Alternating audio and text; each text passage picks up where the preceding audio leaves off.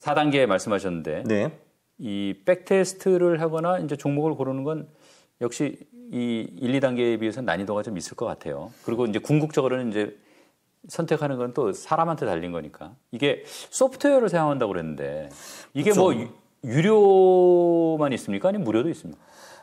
지금 제가 사용한 소프트웨어, 이 이름이 퀀터스라는 소프트웨어인데 얘가 지금은 무료인데 아마 조만간 유료화가 될 것 같습니다. 예. 왜냐면 이거를 돌리는데 그 여기 소프트웨어 만드시는 분들도 데이터도 활용을 많이 해야 되고 서버도 활용해야 되는데 그게 다 돈이거든요. 예. 그래서 그래서 전반적으로 이렇게 좋은 퀀트 소프트웨어들은 무료로 오래 갈 수가 없습니다. 이게 경험상 보면은 역시 유료가 무료보다는 좋습니까? 유료가 무료보다 훨씬 좋고요. 보통 그 유료 소프트웨어들이 통상적으로 한국에서는 연 20만 원 정도 합니다. 1년에요? 네. 뭐 크게 부담되는 가격은 아니군요. 그렇죠. 이제 투자 금액이 몇 천만 원 이상이면은 큰 금액이 되지 않을 것 같습니다. 혹시 이제 뭐 써보셨거나 경험해 보신 네. 그런 소프트웨어들은 어떤 게 있고, 뭐 작가님 판단하시기에 장단점은 어떤 게 있는지 좀 소개 좀 해주실 수 있어요? 한국에는 그 제가 아는 소프트웨어들이 한 5개 정도 있는데요. 예. 첫 번째는 그 제가 쓰는 이제 퀀터스라는 소프트웨어가 요게 있고요. 그 당연히 제가 쓴다는 거는 저한테 가장 편하고 이제 그 성능이 좋다라고 판단을 하는 건데요. 예. 일단 이 소프트웨어 같은 경우는 이제 우리가 투자해서 필요한 지표들이 이제 거의 다 들어가 있고, 그래서 이제 보시다시피 백테스트가 이제 별로 오래 걸리지도 않고, 네, 그리고 이제 종목 뽑아내는 것도 굉장히 수월하고요.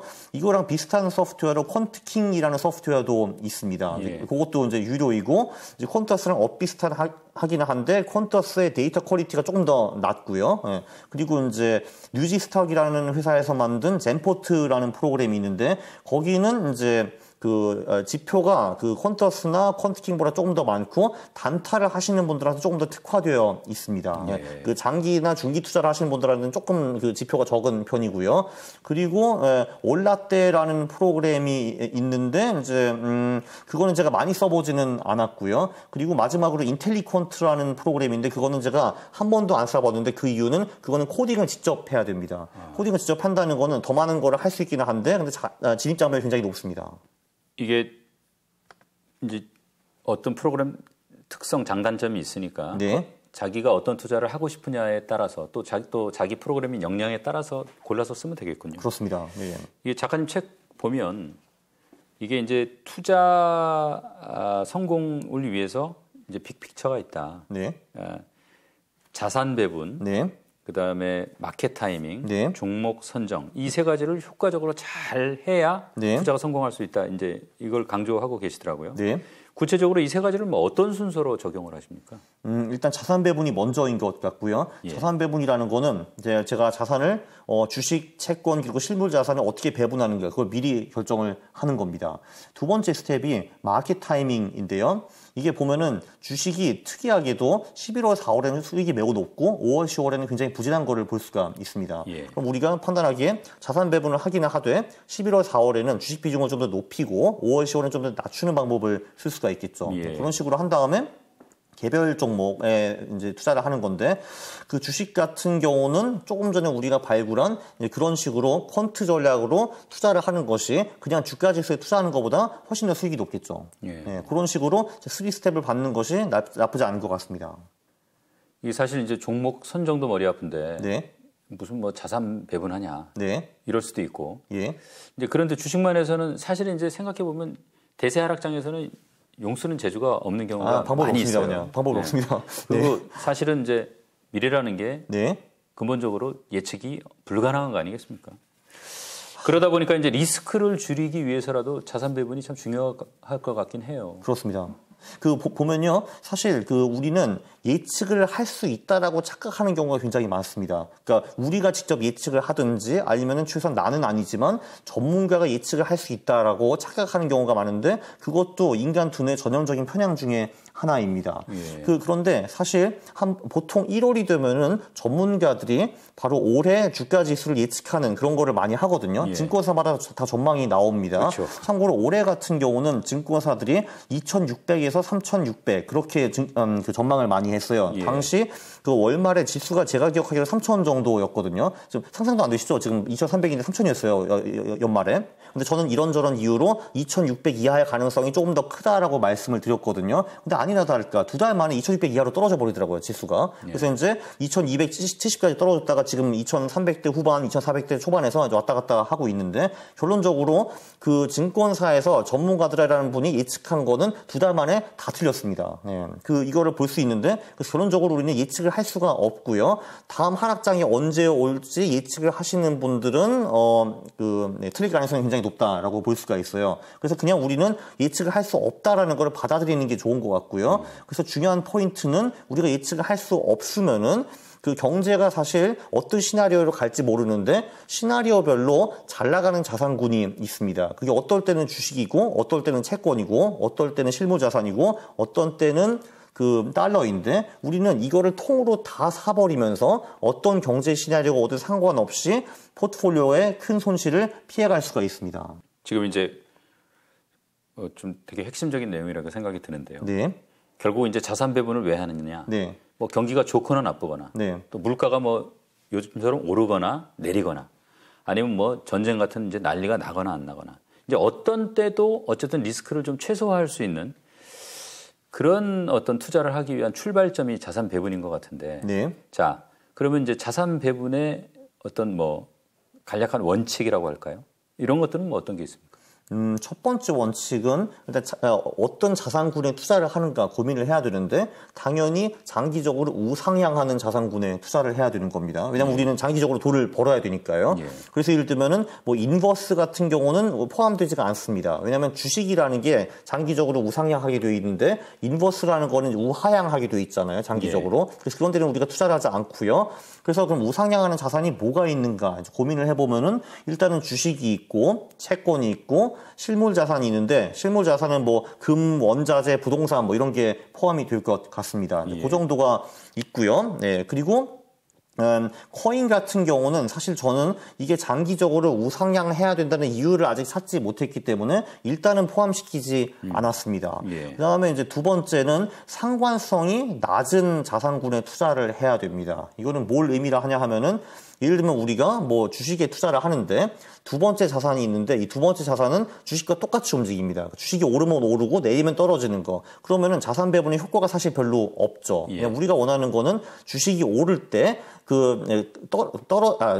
주식이 떨어질 때 올라주거나 최소한 같이 떨어지지는 않는 그런 자산군이 필요한 거잖아요. 예. 그래야지 우리가 손실을 덜 볼 수 있기 때문에. 근데 그런 게 뭐냐라고 하면은 주식, 채권, 그리고 실물자산 요 세 개가 있다고 볼 수 있습니다. 예. 얘네들끼리는 상관성이 상대적으로 낮은 편입니다. 예. 그리고 세 번째는 이게 자산마다 변동성이 다릅니다. 그러니까 예를 들면 주식 같은 경우는 좀 많이 움직이고 네. 코인 같은 경우는 더 많이 이제 움직이고요. 채권 같은 자산군은 상대적으로 좀 덜 움직이는 편인데 그래서 변동성, 그러니까 덜 움직이는 변동성이 작은, 그러니까 덜 움직이는 자산의 비중을 조금 더 크게 가져가고 그리고 변동성이 큰 자산의 비중을 좀 낮게 가져가는 것이 자산 배분에서 조금 더 좋습니다. 그게 그 3대 원칙이라고 볼 수가 있어요. 아, 이 세 가지 원칙. 네. 잘 들었고요. 이게 그러면 이제 그 세 가지 원칙을 적용을 해서 뭔가 표준적으로 적용할 수 있는 뭐 정립된 뭐 그런 자산 배분 포트폴리오라고 할까요? 네. 이런 것들이 있습니까? 네, 있습니다. 그 가장 심플한 포트폴리오는 연구 포트폴리오라는 것이 있는데요. 이게 영원하다 할 때 그 연구입니까? 네, 그렇습니다. 예. 네, 맞아요. 그 영어로 permanent라고 하는데요. 예. 여기 이제 보여드리면은 여기 있다. 여기 영어라서 조금 익숙하지 않을 수가 있는데, 괜찮습니다. 네, 이게 보면은 그 25%는 이제 미국 주식, 25%는 미국 장기 채권, 25%는 금, 25%는 현금, 이제 이런 포트폴리오가 있습니다. 예. 그래서 이제 이런 포트폴리오를 보면은 수익을 분석을 해보면은 한 복리 8% 정도 나오고요. 복리 8.4% 정도 나오네요. 예. 그리고 최근 52년 동안에 최대 손실이 12.7% 정도 나오고 그래프를 보면은 자산이 굉장히 무난하게 우상향하는 거를 볼 수가 있습니다. 예. 중간에 깨진 경우가 별로 없죠. 이게 이제 가장 심플한 포트폴리오이고요. 네. 이게 뭐 미국에서 나온 겁니까? 그래서 네. 이제 미국 자산 뭐 들어있는 겁니까? 그렇죠. 이게 그 1981년에 해리 브라운이라는 사람이 만들었고요. 이제 이 포트폴리오가 그 흥미로운 게 뭐냐면은 이제 이때쯤 1981년에 이 포트폴리오를 개발을 했거든요. 해리 브라운이. 근데 그 후에 40년 동안에 계속 좋은 성과를 내는 거를 볼 수가 있습니다. 네. 이게 이제 한국 주식에는 보통 우리 주식 투자자들이 다 어쨌든 액수의 차이는 있지만 다 투자는 거의 하고 계시단 말이에요. 네. 그러면 이제 앞서서 말씀하셨지만 상관관계가 좀 낮은 자산에 투자해야 리스크 소위 말해서 해지도 되고 이 투자 성공할 가능성도 높인다고 이제 설명을 해주셨는데 그러면 이제 사실 뭐 꼭 퀀트 투자를 안 해도 네. 이 한국 주식하고 상관관계가 좀 이 낮은 자산을 알아두면 네. 투자하는데 많이 도움이 될 것 같은데 그건 그렇습니다. 어떤 게 있습니까? 그 가장 전통적으로 가장 그 한국 주식과 상관성이 낮은 그 자산은 미국 채권과 달러입니다. 예. 네. 왜냐하면은 요즘에도 이제 보시겠지만 이제 한국 주식이 굉장히 불안정하고 떨어질 때 달러 가치는 엄청나게 올라가는 걸 좀 볼 수 있잖아요. 거의 사실 1,400원 다 됐죠. 그렇죠. 지금 이게 1년 전까지만 해도 1,100 얼마였거든요. 근데 1,400까지 갔다는 거는 달러가 20% 이상 올랐다라는 겁니다. 예. 한국 주식도 많이 떨어지기는 했지만 달러화랑 같이 투자를 했으면은 그 손실을 상당 부분 만회를 할 수가 있었고요. 그 달러 채권도 이제 비슷한 논리입니다. 사실 이번 2022년에는 달러화 채권이 좀 부진하기는 했어요. 금리가 많이 오르면서. 네. 근데 보통 때 같은 경우에는 한국 주식이 떨어진다라는 거는 그 투자자들이 위험 자산을 회피하고 안전 자산으로 도망간다라는 말이 되는데 그 세계에서 가장 안전하게 보이는 자산이 보통은 달러화 채권, 그러니까 특히 미국 국채를 의미를 합니다. 예. 그래서 대부분의 경우 한국 주식과 미국 국채의 상관성이 굉장히 그 반대로 간다라는 걸 볼 수가 있죠. 그래서 미국 국채와 달러화로 한국 주식을 상당 부분 해칭을 할 수 있습니다. 그거 알아두면 하여간 콘트 투자 안 해도 도움이 많이 되겠네요. 도움이 매우 많이 됩니다. 예. 네. 이게 이제 아까 자산 배분 세 번째 원칙 말씀하시면서 네. 이제 자산 군별로 변동성이 다르니까 네. 이 변동성을 어떻게 좀 잘 조절해서 네. 이 성공적인 투자를 할 수 있다 이런 말씀을 하셨는데 이 말이 좀 구체적으로는 그렇죠. 이해가 안 네. 되거든요. 맞아요. 그 영구 포트폴리오 같은 경우에는 그 4개 자산군에 똑같은 금액을 투자를 했습니다. 25%를 투자를 했는데요. 우리 유명한 레이 달리오 님이 만든 올레더 전략이라는 게 하나 있습니다. 여기 한번 보여드리면요. 예. 여기를 보면은 비중이 좀 다른 거를 볼 수가 있습니다. 원자재가 7.5%고 금이 7.5%, 그리고 미국 중기채가 15%, 미국 장기채가 40%, 그리고 미국 주식이 30% 이렇게 배분이 되어 있어요. 그래서 주식이 30%, 채권이 55%, 실물 자산이 15% 이렇게 배분을 했는데요. 이제 이 이유는 실물 자산인 금과 원자재가 비중이 가장 낮은데 그 이유는 얘네들이 변동성이 가장 크기 때문입니다. 그리고 주식은 중간 정도이고 채권이 변동성이 가장 낮으니까 비중이 가장 높게 되었습니다. 근데 왜 이렇게 투자를 하느냐 이제 고민을 할 수가 있는데요. 예를 들면은 이제 기자님이 채권과 비트코인 요 딱 두 개만 우리가 분산 투자를 할 수 있다라고 하면은 비중을 어떤 식으로 두시겠습니까? 그냥 딱 생각하면 제 성향이라고 그러면 네. 채권 비중을 훨씬 높이겠죠. 뭐 한 7, 80% 정도 되겠죠. 아니면 그 이상. 더. 네. 그러면 8, 90%라고 보겠습니다. 네. 그럼 비트코인은 10%, 20%고요. 사실 그게 사실 옳습니다. 왜냐하면은 예를 들면 반반으로 투자를 한다고 하면은 비트코인의 변동성이 너무 크기 때문에 설사 50%만 넣는다 하더라도 포트폴리오가 너무 많이 움직일 거거든요. 예. 네. 그래서 그 변동성이 높은 비트코인의 비중을 굉장히 많이 낮춘 거죠. 뭐 10% 뭐 이 정도로요. 네. 그래야지만 그 변동성이 높은 자산의 비중을 많이 낮춰야지만 포트폴리오가 크게 움직이지 않습니다. 바로 이제 요 이론이죠. 네. 그러니까 이게 레이 달리오가 네. 이 포트폴리오를 만들고 이거를 이제 올 웨더 그러니까 어떤 날씨에서도 견딜 수 있다 뭐 이런 뜻인 거죠. 네, 그렇습니다. 네. 이게 이제 그러면 한국에는 뭐 한국형 올웨더라고 그럴까요? 네. 뭐 그런 거 없습니까? 있습니다. 한국형 올웨더라는 거를 이제 요거를 사실 제가 만든 거는 아니고 예. 김성일 작가님이 이제 이번에 새로운 책에 쓰셔서 만들었고 제가 그걸 살짝 수정한 전략인데요. 예. 이제 여기 이제 보시면은 그 자산군이 여기도 주식, 채권, 실물 자산이 있고요. 예. 주식 비중이 35%, 채권이 50%, 그리고 실물 자산이 15% 이런 식으로 되어 있는데 예. 요거랑 이제 레이 달리오 올레더 전략과 조금 다른 거는 한국형 전략은 한국과 미국에 반반씩 투자를 했다라는 거를 볼 수 있습니다. 이게 이제 보면은 그 한국 주식과 미국 주식이 하루하루 보면은 이제 같이 움직이는 것 같은데 한 10년 단위로 보면은 좀 따로 놀더라고요. 그래서 이제 요 그래프를 한번 이제 보시면요. 오렌지색이 이제 한국 주식이고 이제 파란색이 미국 주식입니다. 보면은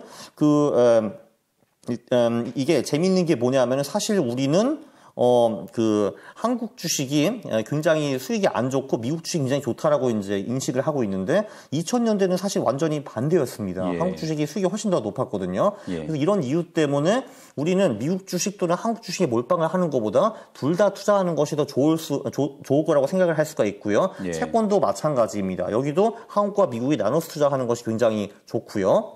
그렇게 하니까 요 회색이 이제 K 올레더, 이제 한국형 올레더 전략인데 굉장히 스무스하게 20년 동안 우상향하는 거를 볼 수가 있습니다. 그 최대 손실이 한 9% 정도 나왔어요. 20년 동안에. 그래서 굉장히 안정적인 포트폴리오라고 볼 수 있습니다.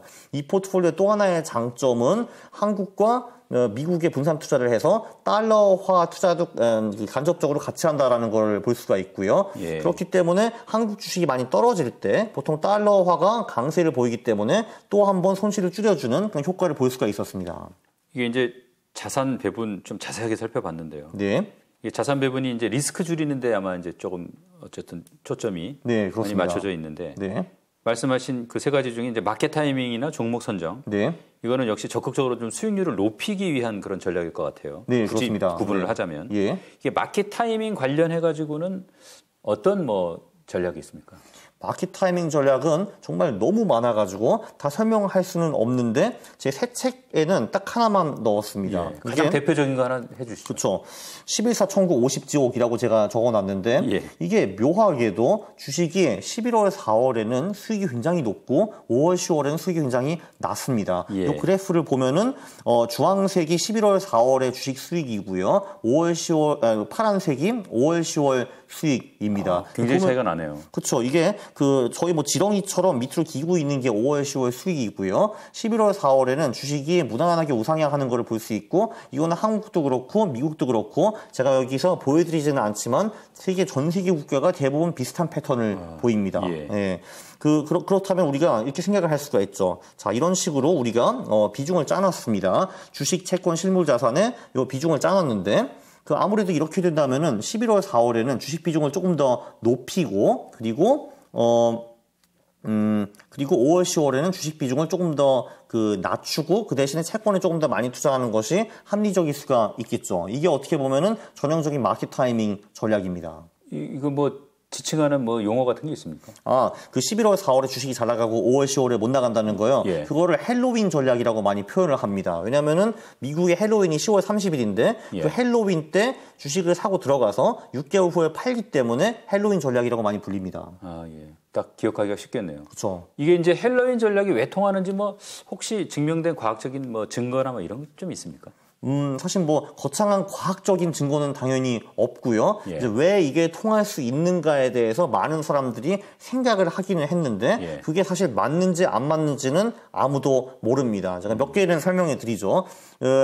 예를 들면은 투자자들의 기분 얘기를 하는 경우도 있습니다. 아무래도 돈은 미국과 유럽에 많이 있는데 이 사람들은 여름을 굉장히 좋아하고 가을을 별로 안 좋아합니다. 왜냐하면 미국과 유럽 가을이 굉장히 으스스하고 춥고 재미가 없거든요. 그래서 그때 주식을 사람들이 많이 팔고 그래서 주식가가 떨어진다라는 그런 설도 있고요. 두 번째 같은 경우는 한국 같은 경우는 12월 말에 주식을 보유한 사람이 3, 4월에 배당을 받습니다. 그 배당이 재투자되면서 다시 이제 가격이 오른다라는 설도 있고요. 그리고 이제 최근에 제가 알아낸 거는 대부분 국가들은 1분기에 어닝, 그러니까 수익 발표가 잘 나오고 2, 3분기에 좀 안 나오는 그런 경향이 있다라고 합니다. 그리고 또 어떤 분은 연준이 크리스마스 전에 대비해가지고 4분기에 금리를 좀 낮추거나 돈을 좀 많이 풀어가지고 경기를 부양한다라는 설도 있고요. 그래서 이런 가지각색의 이론이 있기는 한데 솔직히 저는 잘 모르겠습니다. 왜 11월, 4월에 오르는지. 그러나 저는 결과를 봅니다. 이게 최근 60년 동안에 1960년대부터 계속 지속적으로 11월, 4월에 주식 수익이 높았고 5월, 10월은 안 좋았기 때문에 뭔가 이유가 있겠지. 나는 결과를 본다라고 11월, 4월에 저는 주식 비중을 높이고 5월, 10월에 줄이고 있습니다. 굉장히 흥미로운 내용이네요. 이제 앞서 그 한국형 올웨더 전략 네. 설명해 주셨고 방금 전에 이제 헬로윈 전략 네. 말씀하셨는데 이거 뭐 이렇게 두 개 잘 섞어가지고 뭐 시너지 효과를 내는 뭐 그런 건 없습니까? 여기 제가 잠깐 가져오기는 했는데, 예. 주식 비중을 제가, 원래 미국 17.5%, 한국 17.5%, 이런 식으로 여기에 했는데, 예를 들면은 11월, 4월에는 17.5%가 아니라 25%까지 확대를 할 수가 있겠죠. 반대로 5월, 10월에는 10%로 축소를 할 수도 있을 겁니다. 예. 그러면은 이제 7.5%가 플러스 마이너스가 되는데, 그러면은 반대로 채권을 11월, 4월에 7.5% 축소하고 5월, 10월에는 7.5% 확대하는 전략을 쓸 수가 있을 겁니다. 이렇게 하면은 뭐 이게 백데이터를 돌려보면 결과가 어떻게 나옵니까? 백데이터를 돌려보면은 복리 수익이 한 1.5% 정도 더 붙더라고요. 그러니까 이제 7.82% 정도에서 9.3% 이제 그 정도로 올라가는 거를 볼 수가 있고요. 네, 그리고 이 주식 비중을 조금 전에 보여드린 퀀트 전략으로 투자를 한다고 하면은 조금 더 수익을 더 높일 수 있습니다. 작가님 오늘 이제 말씀도 잘 들었고 네. 미리 보내주신 뭐 그 책 내용 읽어보니까 정말 많이 공감이 좀 되더라고요. 네. 예. 네, 감사합니다. 퀀트 투자를 안 해도 네. 우리가 이제 잘못 알고 있는 편견, 뭐 범하기 쉬운 실수 뭐 이런 것들을 좀 이해하는 데 많이 도움이 된 것 같은데 오늘 어쨌든 이 투자에 성공하기 위해서 이 세 가지 자산 배분, 마켓 타이밍, 종목 선정 이게 중요하다고 하셨는데 오늘 이제 뭐 자산 배분하고 마켓 타이밍 좀 중심으로 봤고요. 이게 아마 이제 머니오늘 시청자 여러분께서 이제 종목 선정하는 어떤 그런 구체적인 그런 단계에 대해서 좀 관심 많으실 것 같아요. 근데 양이 많아서 네. 이번 달 27일 날 하루 더 잡아서 자세하게 배우는 시간 좀 가져보겠습니다. 저는 영광입니다. 네. 오늘 고맙습니다. 네, 감사합니다.